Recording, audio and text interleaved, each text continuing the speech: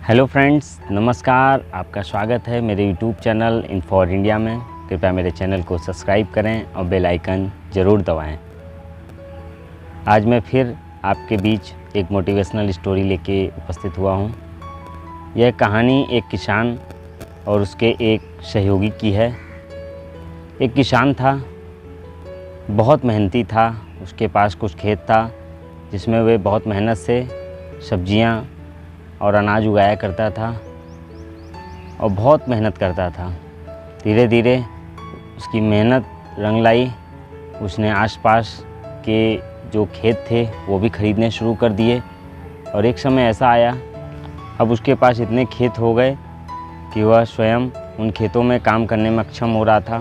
तो उसने सोचा, क्यों ना मैं एक अपना सहयोगी रख लूं जो मेरा सहयोग करेगा, मेरे पशुओं को मेरे खेत में ध्यान देगा और मेरी हेल्प करेगा।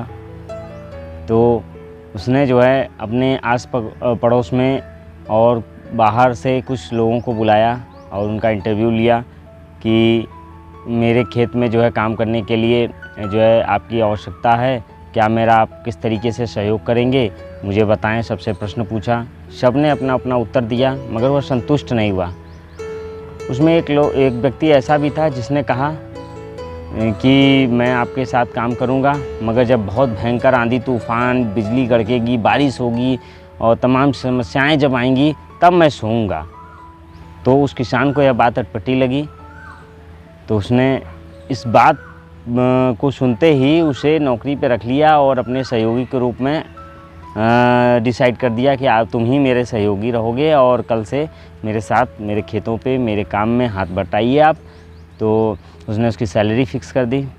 धीरे धीरे काम बढ़ता रहा। उसने खेतों में दोनों मिलके काम करते थे, खूब फसल उगाते थे, खूब अनाज काटते थे, फिर बेचते थे, खूब पैसा आने लगा। उसने उसकी हेल्प से बहुत ग्रोथ कर लिया। फिर एक दिन बहुत आंधी तूफ़ान और बारिश होने लगी, बहुत आंधी तूफ़ान आने लगा।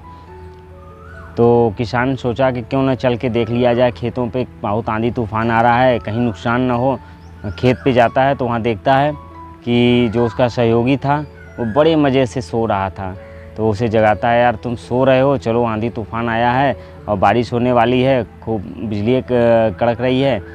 तो कहता है कि मैं तो इसी शर्त पे ड्यूटी करने आया था, आपके साथ सहयोगी के रूप में रहने के लिए आया था कि जो है जब बहुत भारी तूफ़ान और बारिश होगी तब मैं सोऊंगा।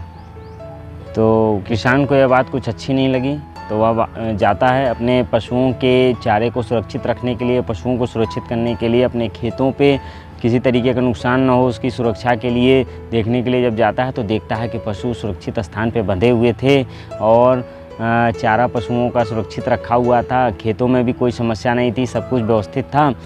तब उसको ये बात समझ में आती है कि यह व्यक्ति इसलिए यह कह रहा था कि अपने काम को यह पूर्णतः अपना कंप्लीट कर लेता है और जब भयंकर आंधी तूफान आता है तभी आराम करता है। तो उसी प्रकार हम सब हैं कि जब देखते हैं कि मुसीबत आती है तभी हम अपने काम में जुटते हैं और पहले से काम नहीं करते हैं।